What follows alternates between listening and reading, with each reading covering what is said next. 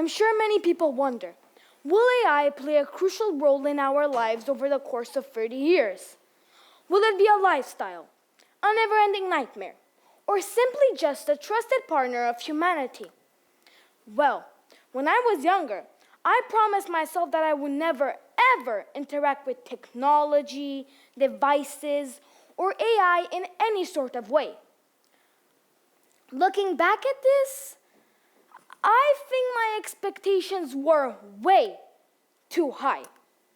Now, I'm carrying a phone with me 24/7. And my latest obsession is TikTok. Yeah. I think my past self is not quite happy with me. Oops. Well, if you think I'm obsessed, you'd be surprised to know that this is in fact a very relatable addiction. Listen to this. As of February 2025, there were 5.56 billion internet users worldwide, making up 67.9% of the world's population. You see, Mom and Dad? You see? Turns out, surprisingly, not like I ever mentioned it, I'm not the only one addicted to the internet nowadays. I bet you weren't expecting that, huh? Anyway, a student's phone has become their digital link, and future classrooms need to be closely connected to that reality. Just as we need the internet to send and receive messages, human knowledge also depends on technology to function efficiently. Knowledge alone isn't enough anymore. That's why it has and will rely on technology to fill in the gaps and boost learning expectations. You see, somehow, it's exactly like in the movie Avatar. Pandora is a world of connection. How Navi connect to one another is exactly how humans connect to the power of AI. Just think about it. A classroom that is slowly drifting away from pure reality. A classroom which is driven by the power of AI. Imagine a space where knowledge isn't a basic need, but an art. A space where knowledge isn't just absorbed, but brought to life. A field in which various subjects revolve around the power of AI. Students flick their wrists, and from their watches, holograms rise in the air like rockets. Now, they can observe the human body at a full 360 degrees. In one corner of the room, a student looks at the sky with the help of a telescope, gazing at the outer world that can finally be distinguished. The whole galaxy unfolded right in front of his eyes. Illuminated equations floating in the air, even letters projected on the walls. History is a link to the past, as Da Vinci himself evaluates his students' work and stores it in a robot's memory. Can you feel that student's heartbeat and emotions?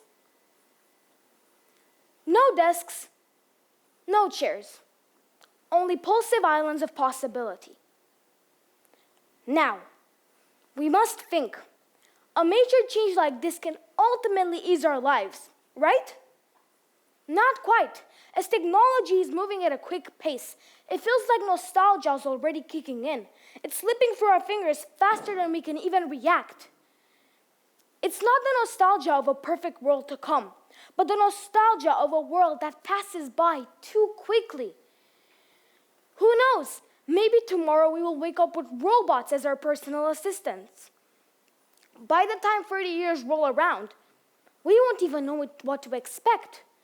Last time I checked, the iPhone 12 was the coolest phone you could ever have. Now it's the iPhone... I don't even remember. The point is, technology is coming towards us like a bullet, faster than we ever imagined.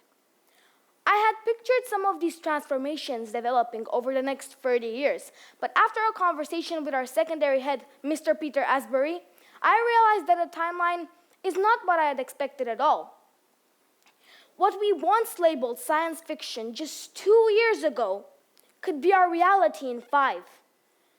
The ground beneath us isn't solid. It's shifting, reforming, dissolving.